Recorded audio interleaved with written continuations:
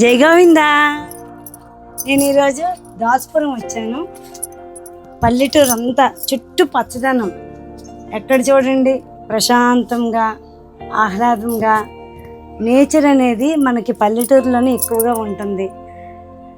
ఈ తులసం చూసారా, మన దగ్గర అయితే ఎంత పెద్దగా విజృంభించదు. మనం ఎంత భక్తితో పూజ చేసినా కూడా అలా చిన్నగా ఉంటుంది. ఇక్కడ చూడండి మట్టి కూడా అంతగా లేదు, కానీ ఎంత విశాలంగా విజృంభించింది. అంటే వీళ్ళు ప్యూరిటీ బట్టి ఇది ఇలాగా అమ్మ శాఖగా విజృంభిస్తూ ఉంటుంది. చిన్నప్పుడు ఈ అరుగు మీద కూర్చొని అందరం మాట్లాడుకునేవాళ్ళం. ఇప్పుడైతే పూర్తిగా బిజీతో తిరుగుతూ ఉంటాము. ఏం చేస్తామో తెలియదు, కానీ ఎవరికొవరు మాట్లాడుకోవడం ఏముండదు. నేను ఫోన్ పట్టుకొని ఎవరి ఫోన్ పడితే వాళ్ళు మాట్లాడుకుంటూ చాట్ చేసుకుంటూ ఉంటారు. కానీ మా చిన్నప్పుడు అయితే అందరం అరుగుల మీద, కరెంట్ ఆరిపోయేది, మాట్లాడుకునే వాళ్ళం, ఆడుకునే వాళ్ళం. నైట్ అంతా కూడా పుస్తకాలు చదువుకున్న కమ్యూనికేషన్ అనేది అందరిలో ఉండేది. ఇరుగు వాళ్ళు, పొరుగు వాళ్ళు. పల్లెటూరులో మళ్ళీ అలా ఉంటుంది. మనం మళ్ళీ పట్టణాలకు వెళ్తే అది కనిపించదు. పల్లెటూరులో ఏంటంటే ఒకరింట్లో కష్టం ఉంటే అందరూ వాళ్ళ ఇంటికి చేరిపోతారు. వాళ్ళ కష్టానికి డబ్బులు కానీ ఆర్థికంగా మానసికంగా సహాయం అనేది ఎక్కువగా ఉంటుంది. చూడండి, ఇక్కడ ప్రతి ఇంటి దగ్గర జామ చెట్టు ఉంటుంది. ఈ జామ చెట్టు ఎందుకంటే చల్లదనాన్ని ఇస్తుంది. షుగర్ ఉంటే ఈ జామాకుల్ని నైట్ కడిగి బాగా వాష్ చేసి నానబెట్టి ఆ వాటర్ తాగితే షుగర్ లెవెల్స్ అనేవి బాగా కంట్రోల్లోకి వస్తాయి. జామకాయ కూడా షుగర్ని చాలా బాగా కంట్రోల్ చేస్తూ ఉంటుంది. మనము సిటీస్లో ఉంటాం కాబట్టి మనకి ఎప్పుడు ఏదో ఒక శరీరానికి అనారోగ్యం ఉంటుంది, కానీ వీళ్ళు నేచర్తో కనెక్ట్ అయి ఉంటారు కాబట్టి వీళ్ళకి వ్యాధులు అనేవి రావు. చక్కగా ఎర్లీ మార్నింగ్ మా బాడీ చెప్తాడు 3కి లెగుస్తాను, లేకపోతే 4కి లెగుస్తానని చెప్తాడు. లేచి అప్పటి నుంచి పని చేసుకుంటాడు. ఎప్పుడు హెల్తీగా ఉంటాడు. మంచిగా అందరితో పాటలు పాడుతూ మంచి ఆలోచనలతో ఉంటాడు. అంటే వీళ్ళందరూ అలాగే ఉంటారంట. ఒకళ్ళ కష్టాలను ఒకళ్ళు షేర్ చేసుకుంటారు. ఒకరికి ఏదైనా వస్తే అందరూ వాళ్ళ కోసం ప్రార్థిస్తారు. ఇంకేంటంటే ఈ ఊర్లో ఎవరైనా చనిపోతే వాళ్ళు ఆ బాడీ దగ్గర ఉండి ఏ ఇంట్లో కూడా దీపం ఉండదు, పూజ ఉండదు, అన్నింట్లో కూడా భోజనం ఉండదు. ఆ బాడీ దగ్గర ఉంటారు. అదంతా అయిన తర్వాత అప్పుడు వాళ్ళ ఇంటికి వెళ్తారు. మన ఇంట్లో పక్కింటి వాళ్ళు చనిపోయినా తెలియదు, చనిపోయారని కూడా మనకు తెలియదు. కానీ ఇక్కడ ఏంటంటే ఊరు మొత్తం కట్టుడిగా దీపం ఉండదు, పూజ ఉండదు, ఫుడ్ ఉండదు. అలా వాళ్ళ కోసం ఆలోచిస్తూ ఉంటారు. స్నానం చేస్తారు, ఇది ఇలా పెట్టుకుంటారు. ఇంట్లోకి కూడా డైరెక్ట్గా రారు. ఇక్కడ బయట స్నానం చేసుకొని ఇంట్లోకి అడుగు పెడతారు. ఇల్లంతా నీట్గా శుభ్రం చేసుకుంటారు. మడి అంటే ఆచారం అనేది వీళ్ళు చాలా చక్కగా పాటిస్తూ ఉంటారు. ప్రిన్సిపల్స్ అనేవి మంత్ సైకిల్స్ అయినప్పుడు కూడా వీళ్ళు సపరేట్గా ఉంటారు. ఏ పద్ధతుల్లో ఎలా చేసుకోవాలనేది వీళ్ళు చక్కగా, అంటే పాత రోజుల్లో మనం అమ్మమ్మలు తాతయ్యలు వాళ్ళు ఎలా ఆలోచించేవారో, ఎలా తినేవాళ్ళో అలా వీళ్ళందరూ అలాగే ఉంటారు. కాబట్టి పల్లెటూరు అనేది మనం ఇప్పుడు మర్చిపోయి పట్టణాలకు పరిగెడుతూ ఉన్నాం, కానీ పల్లెటూరు వాతావరణం అనేది చాలా ప్యూరిటీని ఇస్తుంది. చూడండి, ఇక్కడ మెట్ల దగ్గర చక్కగా మనీ ప్లాంట్ వేసుకున్నారు. ఈ మనీ ప్లాంట్ అలా పాకుతూ అల్లిస్తూ ఉన్నారు. అంటే పచ్చదనం. ఎక్కడికి వెళ్ళినా ఈ మెట్లు కూడా చూడండి ఎంత నీట్గా, ఎంత శుభ్రం చేసుకుంటారు వీళ్ళు. ఎక్కడ ఒక ఆకు కానీ చెత్త కానీ లేకుండా చక్కగా క్లీన్ చేసుకుంటూ ఉన్నారు. ఎటు చూసినా పచ్చదనం అనేది మనకి చాలా బాగా కనిపిస్తూ ఉంది. ఇది తొరక బంతి. ఈ బంతి పువ్వులు చాలా బాగుంటాయి, చూడడానికి భలే ముచ్చటగా ముద్దొస్తూ ఉంటాయి. ఈ తొరక బంతి ఇవి వేగం గ్రోత్ అవుతాయి, భలే ఎక్కువ పువ్వులను ఇస్తూ ఉంటాయి. ఇవి నేను ఎప్పుడు ఈ బంతిని వెయ్యాలనుకుంటాను, కానీ తీసుకెళ్ళచ్చు. ఇది పట్టుకుంటే చాలా మంచి స్మెల్ వస్తుంది. ఇది ఫుడ్, ఇది జీర్ణం కాకపోయినా ఒక ఆకు తినొచ్చా? తినొచ్చు. జీర్ణం కాకపోతే తినొచ్చు. ఇది వామాకు. మనం అజీర్ణం చేసిన ఈ ఆకుని మరగబెట్టుకొని, లేకపోతే ఒట్టాకుని ఇలా మనం తీసుకొని చక్కగా క్లీన్ చేసి ఇలా తిన్నా నో ప్రాబ్లం, బాగానే ఉంటుంది. అలాగే ధవలం, మొరం, చామంతులు ఇప్పుడు ఇంకా పువ్వులు పూజ అంటే పూయట్లేదు. చామంతులు, మొరము ఇవన్నీ ఇంకా పూయట్లేదు. కొన్ని రోజుల తర్వాత ఇవి పోస్తాయి. ఆ కొండలు, ఆ చెట్లు ఎంత పీస్ఫుల్గా ఉందంటే ఇంటి వెనకత్తలు కూడా మామిడి చెట్టు వేసుకున్నాం. ఇంటి వెనక చెట్లు, ఇంటి ముందు చెట్లు, పెరట్ల చెట్లు, గ్రీనరీ. నేచర్ అంటే వీళ్ళు నేచర్ కి బాగా కనెక్ట్ అయి ఉన్నారు. ఇప్పట్లో అయితే నేచర్ తో మనకు అసలు కనెక్షనే లేదు. సిటీస్ లో, టౌన్స్ లో అయితే మనకు అంత ప్యూర్ ఆక్సిజన్ అనేది ఉండదు. ఇక్కడైతే చాలా ప్యూర్ ఆక్సిజన్ అండ్ వీళ్ళు దగ్గరకు ఉన్నారు, కొండలకి దగ్గర. చాలా బాగుంది, చాలా పీస్ఫుల్ గా. అండ్ ఆఫ్టర్నూన్ కూడా ఎండగా కూడా లేదు. చాలా ఏమంటారు, క్లైమేట్ కూడా చాలా మంచిగా, వాతావరణం చాలా బాగుంది. చల్ల గాలి, ప్యూర్ ఆక్సిజన్ అనేది మేము ఇప్పుడు తీసుకుంటున్నాం. చాలా ఎప్పుడు చెప్తాడు మా బాలు, అక్క రండి మా దాసపురం రండి, చాలా బాగుంటుందని. దాసపురంలో విలేజ్ అయితే ఎలా ఉంటుందో మనుషులు కూడా అలా కల్మషం లేకుండా ఉంటారు. అసలు ఫుల్ ఆఫ్ గ్రీనరీ, అదంతా గ్రీనరీ. ఇక్కడ నుంచి కనిపిస్తుందో లేదో. అండ్ వీళ్ళకి ఒక గుడి కూడా ఉంది, దుర్గామాత కదా అంటే అది.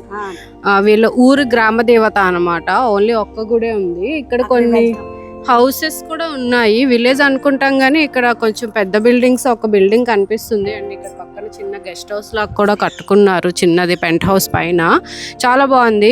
అండ్ ఈ పక్కన కొంచెం రేక్ సెట్స్ ఇవన్నీ. మళ్ళీ నాకైతే చూస్తే ప్యూర్ విలేజ్ వైబ్ అనేది మా ఊరు సైడ్ ఒకటి ఉంది అని అనిపిస్తుంది అనమాట. సో చాలా బాగుంది.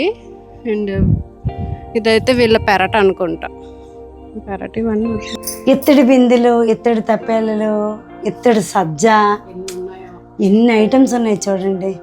అవి అంటే రాను రాను అలా మనం స్టీల్కి వచ్చేసాం.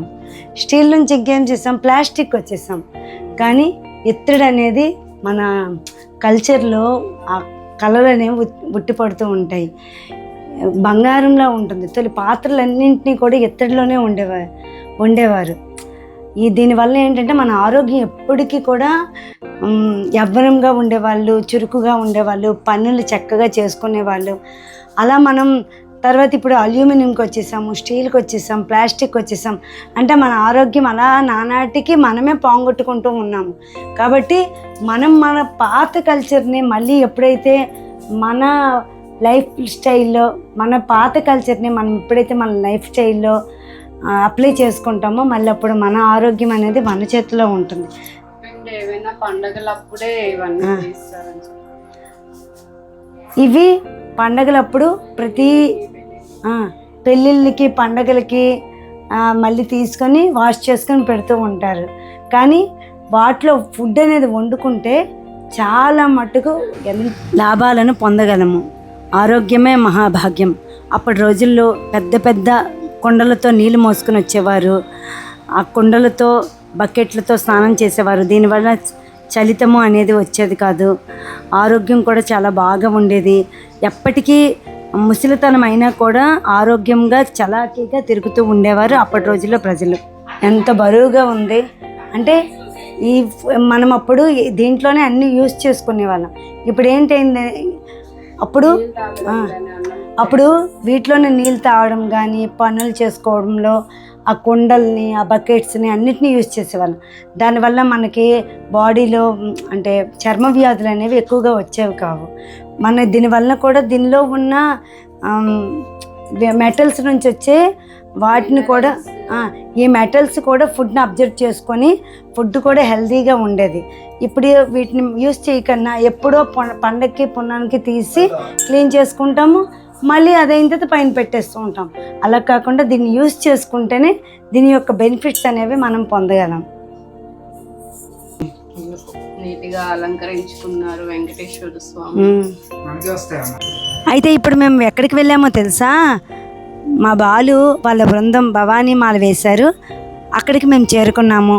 మా బాలు ఎప్పుడు చెప్తూ ఉంటాడు, అక్క మా దాసపురం రా అక్క, నీకు మంచిగా వీడియోస్ దొరుకుతాయి, మంచి కంటెంట్ దొరుకుతుంది అంటూ ఉంటాడు. ఇప్పుడైతే మేము అమ్మవారి ప్రసాదాన్ని ఆరగిస్తూ ఉన్నాము. నేను నా పిల్లలు కలిసి అమ్మవారి ప్రసాదాన్ని ఆరగిస్తూ ఉన్నాము. అద్భుతం అసలు. వాళ్ళతో చాలాసేపు గడిపాము. మేము ప్రసాదాన్ని స్వీకరించాము, మంచిగా పాటలు పాడుకున్నాను, అమ్మవారి అనుగ్రహంతో మంచిగా చిందులు వేశాను. కాసేపు సత్సంగం కూడా జరుపుకున్నానండి. జై భవానీ. జై భవానీ. భవానీ, మీకు ఈరోజు మేము దర్శించినందుకు ఆ భవానీ మాతే మీ అందరిలో ఉంది. చక్కగా మంచి ప్రసాదాన్ని మాకు అందించారు. అలాగే ఈ 9 మెట్లు అనేవి మీరు పడి పూజ చేసుకుంటూ ఉంటారు. ఎన్ని గంటలకు చేస్తారు? తెల్లవారి 5 లోపు చేస్తాం భవాని. మళ్ళీ మధ్యాహ్నం 12-1 గంటల లోపు చేస్తాము. మళ్ళీ సాయంకాలం 6-7 వరకు చేస్తాం. చూసారా, మనకి పురాణాలలో పాత రోజుల్లో 3 పూట్ల భగవంతుని ఆరాధించాలి అని చెప్పారు. అందుకే ఈ మాలాధారంలో మనం 3 పూట్ల భగవంతుని ప్రాతకాలంలో, మధ్యాహ్నంలో, సాయంత్రంలో కూడా భగవంతుని యొక్క ఆరాధన అనేది మన సాంప్రదాయాల్లో, ధర్మశాస్త్రాల్లో ఇమిడి ఉంది. అయితే జీవితం మొత్తంలో ఇవన్నీ చేసుకోవడానికి మనకు శారీరకంగా చేయలేము, అన్ని ఇబ్బందులతో ఉంటాం. కనీసం ఇలా మాలాధారణ చేసుకొని 9 రోజులు ఇలా ఉంటాయి కదా, అలా చేసుకున్నప్పుడు మనం ఈ నియమాలను పాటిస్తూ 3 పూట్ల భగవంతుని యొక్క ఆరాధన అనేది చాలా శ్రేష్టమైంది అనేది మనకి ఈరోజు ఈ భవానీలు మనకు తెలియజేస్తూ ఉన్నారు. ఈ మెట్లు అంటే ఒక్కొక్క మెట్టుకి ఒక్కొక్క శక్తి పీఠం అంటారు భవాని. భవానీ మాత 9 అవతారాల భవాని. మెట్టుకొక్క అవతారం కింద మేము పూజిస్తాం, చెప్పుకొని ఆ విధంగా తల్లిని పూజ చేసుకుంటాం. మెట్టుకి ఒక్కొక్క దేవత అనేసి కొలుసుకుంటాం భవాని. 9 అవతారాలు 9 మెట్లు భవాని. 9 మెట్లు. నవరాత్రులు 9 కదా భవాని. మెట్టుకొక్క అవతారం కింద అమ్మవారిని ఒక్కొక్క అవతారాన్ని చాలించి ఇంకొక అవతారం వెళ్తుంది. అలా వచ్చినప్పటికి విజయదశమి అమ్మవారిగా మనల్ని అందరినీ అనుగ్రహిస్తుంది. ఓకే, నాకు ఈ 9 మెట్లు అనేవి నాకు ఒక విధంగా అర్థమైంది. మనది 9 రంధ్రాలు, నవరంధ్రాల యొక్క శరీరం మనది. అంటే నవరంధ్రాలతో మనం ఈ శరీరాన్ని ధరిస్తూ ఉంటాము. ఈ నవరంధ్రాలని కూడా మనం ఒక్కొక్క దాన్ని లయం చేస్తూ దాని నుంచి విషయ వాసనల్ని అన్నింటినీ తొలగించుకుంటూ మనం అమ్మలో ఐక్యం అవ్వాలి. అందుకే ఈ నవరంధ్రాలు గల తోలితిత్తి నుంచి మనం భగవతి యొక్క అనుగ్రహాన్ని పొంది అమ్మలో కలవడమే మన యొక్క జీవిత లక్ష్యంగా పెట్టుకోవాలి. అందుకే ఈ మాలాధారణ అనేది మనం ఖచ్చితంగా పాటించాలి. ఎందుకంటే కృతజ్ఞతా భావం, భగవంతుడికి మనం ఎలా కృతజ్ఞత తెలియజేస్తాము, జీవితాంతం మనం తెలియజేయలేం. కాకపోయినా శ్రేష్టమైన రోజులని కొన్ని ఉంటాయి. ఆ శ్రేష్టమైన రోజుల్లో మనకి జన్మనిచ్చిన ఆ భగవతికి మనం ఇలా మాలాధారణ వేస్తూ కృతజ్ఞతని తెలియజేసుకోవాలి.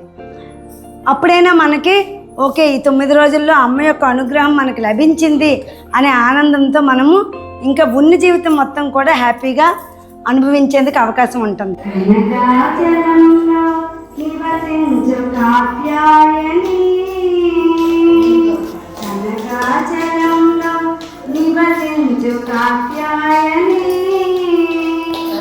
కృష్ణా నది స్థలిమి కనక దుర్గై వెలసినావా, కృష్ణా నది స్థలిమి కనక దుర్గై వెలసినావా, జగములే నేడు వికల్పవల్లి, జగములే నేడు వికల్పవల్లి, చల్లని చూపులే ప్రసరించు తల్లి,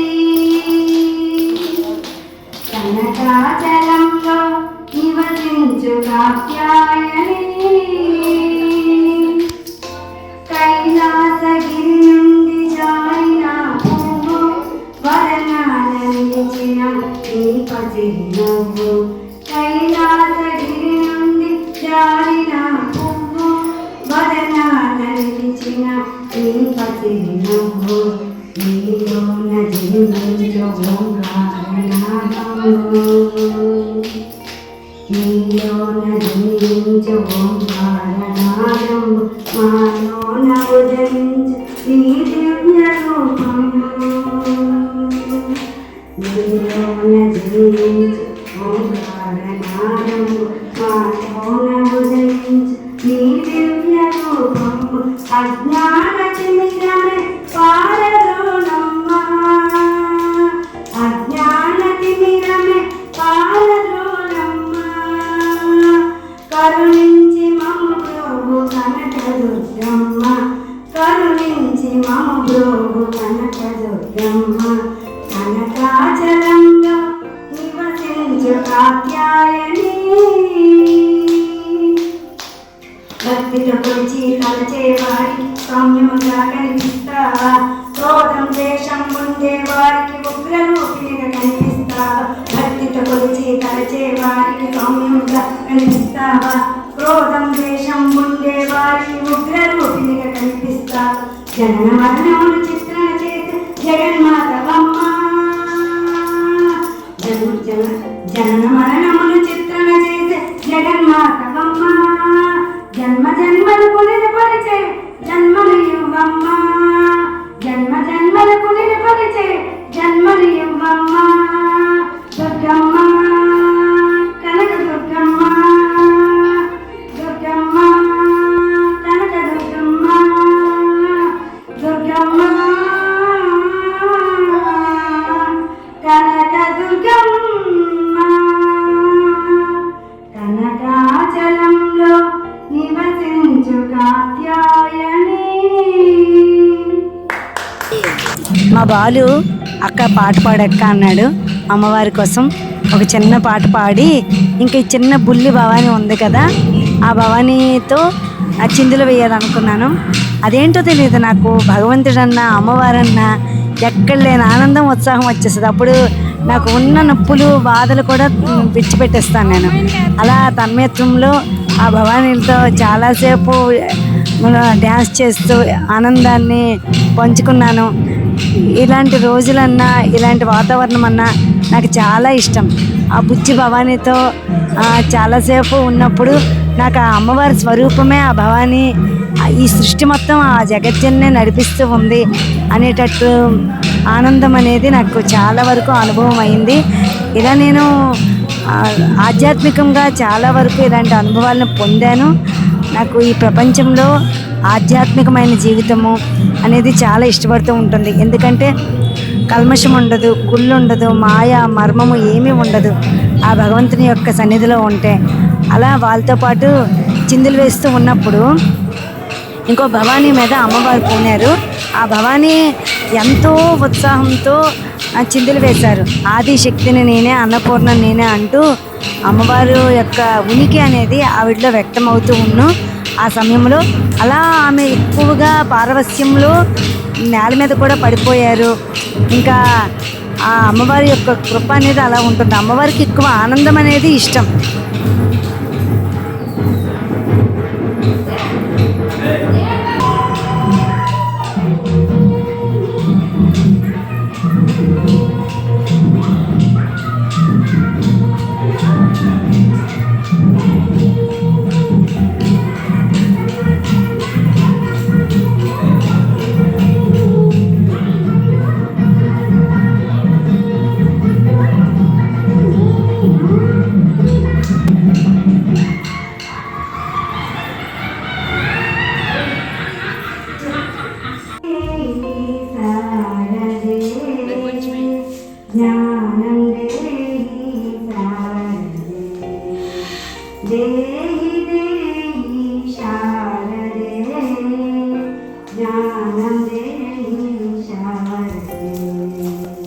మా బాలు అక్క మరొక్కసారి మళ్ళీ ఒక పాట పాడక్క అంటూ మళ్ళీ పాట పాడించుకున్నారు. ఈసారి నేను శారద పాట పాడాను. అలా వాళ్ళు నా పాటకి ఆనందంతో మా అక్క మా ఊరు వచ్చింది అని చాలా ఆనందాన్ని వ్యక్తం చేశారు. నాకైతే చాలా సంతోషం అనిపించింది.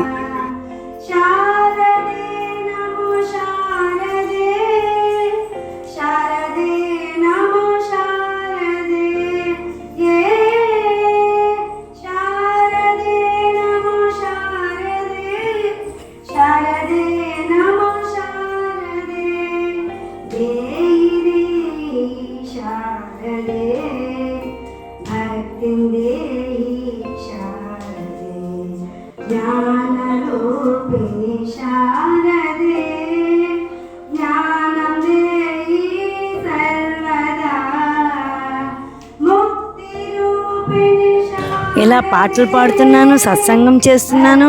మధ్య మధ్యలో వేప చెట్టుకు ఉయ్యాలే అంటూ చిందులు కూడా వేశానండోయ్.